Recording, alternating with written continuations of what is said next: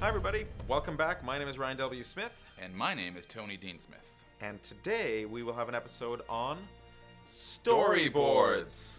Yep, we didn't plan that at all. No, it's very improvised. Yeah, harmonic even. So, for those who are not familiar with storyboarding, how do you use them and what's your process? Well, for me, quite simply, it allows me to sit quietly at home, sit with the characters, sit with the dialogue, and really kind of visually see how it fits together. Because I have an editing background as well, it allows me to really put the film together really cheaply because we're not spending any money yet. And then when we get to the set, I've kind of made the film once. And I can learn from those mistakes, and then I can see things either exactly like they are on the page, or probably better yet, when blocking the scene, I can then work with the actors and then, reposition my cameras accordingly. There's certain things that we don't have the location secured yet, but you are storyboarding those scenes. So how are you doing that? Yeah, because I think, again, dramatically, no matter what location you eventually secure, if the moment requires a close-up or a medium or a wide shot. It doesn't matter where that location is. Right. Those are the dramatic key frames that I need, and then I can kind of take those three cameras and position them anywhere, whatever location. I can adjust them to the location. Okay, and so when you are storyboarding, what are the tools that you're using to do that? Well, I used to do it on paper, but you're making mistakes, you're getting kind of your hands sore from erasing things. So now I do it all on the iPad, which I have over here. Oh. Yes, and so this is an app called Procreate, which is incredible because you get to copy and paste.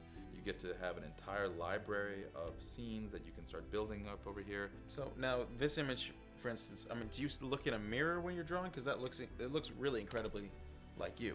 Well, he's very, very kind. That is not long hair like I used to have. Actually, if you look closely, that's much more like a picture of Ryan. Oh. Yeah, because he's my model. And then from Procreate, I take it into an app called Storyboard Quick HD. Okay. And this is basically an industry standard formatting sheet for storyboards where you can write down your description, you can put your different sort of gear that you can add to it. And from there, I take it into Shot Lister. This program allows you to see the storyboard and your shot list all in one document. Yeah, and I get to write down what lens I want. I get to say I need dolly track on this, I need a jib on that, and it's all here, and you can kind of organize your storyboards and shot lists according to how you think you're going to shoot it, like the order of the day. So again, the iPad is a very useful tool for all of that. Cool. And now what about for more complex sequences? How are you visualizing those? Right, so we do have, for example, a really complex set piece that... You knew I was going to ask that question. Well, we're brothers, we're linked. We know these things about each other. I had a feeling, I felt it. We practiced. Just a couple times. But, so for that set piece, which is very complex, it would just be thousands of drawings. So we use this program called FrameForge 3D, which basically allows you to build the entire set in a virtual 3D environment. You get to cast your actors, you get to paint your sets, and then once you've cast your actors and blocked them, you then get to position your cameras in the really hundreds of angles that I think we're going to need for this one sequence. And then from there, you can print them out, you can make animatics. So we've used this for this sequence. Well, that was very cool. Thanks for sharing that. Yeah, that is a little behind the scenes into what I do to get prepped for making a movie. It's not the most interesting to some people, but... I found it very interesting.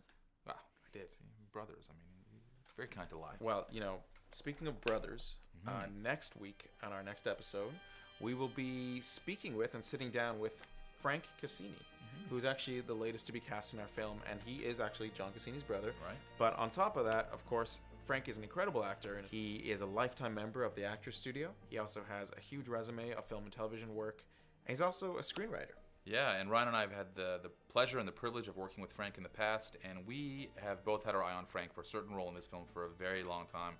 And he's just perfectly cast. We are so excited to work with him and to sit down and talk with him about his past, about the craft, about the role, and from two brothers to two brothers. It's the perfect fit. It's very exciting.